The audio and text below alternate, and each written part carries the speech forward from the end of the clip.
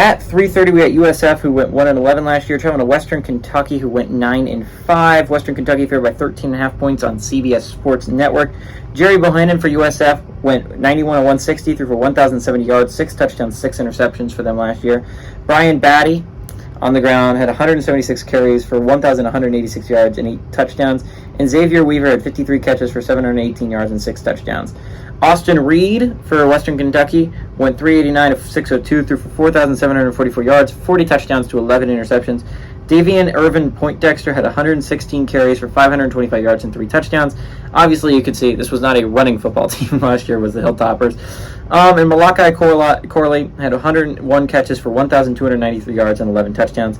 USF leads the series all-time 4-3. Last game went to Western Kentucky in 2015, though.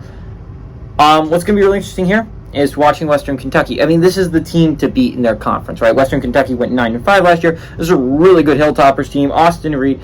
The Hilltoppers really, like, of smaller conferences, they went from Mike White to Bailey Zappi to Austin Reed.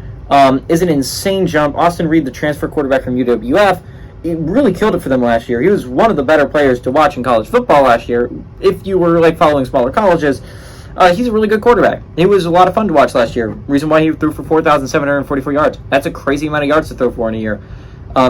To give you an idea, that's more than Michael Penix Jr. threw for last year. And Michael Penix Jr. is considered a possible first-round pick because of his arm strength and because of how much he threw for last year.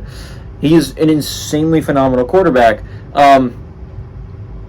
It's going to be fun to watch. This is going to be a really fun offense for Western Kentucky. Hilltoppers have a serious chance to compete for things this year, right? Like, obviously, probably not a playoff berth, but you're talking about, like, they should be the front runner to win their conference. You compare that to USF, who, while they played better at the end of last year, this was still not a very good football team. There's just still a football team that's trying to find their footing, trying to find the correct coach, find correct quarterback. There's a lot of things they're trying to figure out. Western Kentucky has a lot of things figured out, and they have been a consistent contender for many, many years. The idea that I would pick USF over Western Kentucky is ridiculous. The fact that it's only a 13.5 point spread is ridiculous. Obviously, give me Western Kentucky to defend home field and win by more than 13.5.